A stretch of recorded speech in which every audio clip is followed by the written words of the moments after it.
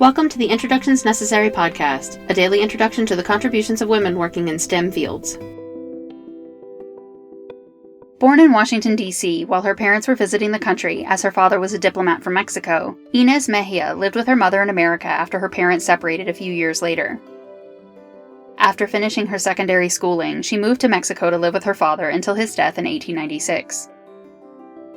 Moving to San Francisco, she found a job as a social worker, and motivated by trips she had taken with the Sierra Club, she enrolled at the University of California, Berkeley, though she never earned a degree.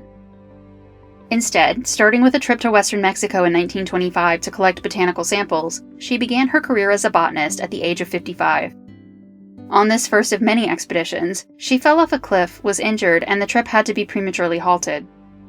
The trip still yielded 500 specimens that included several new species, including the first to be named after her, the Ynes Mexia.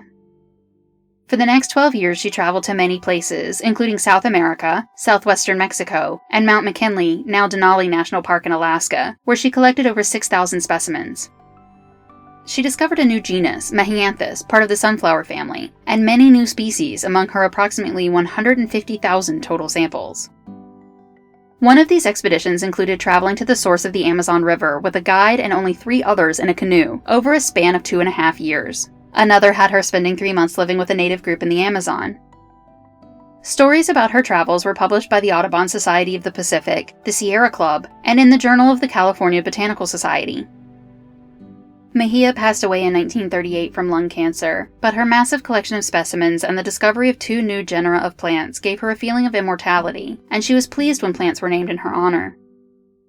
Specimens from her trips were stored in the Gray Herbarium at Harvard University, the Field Museum of Natural History in Chicago, and photographs of her travels are being preserved by the California Academy of Sciences.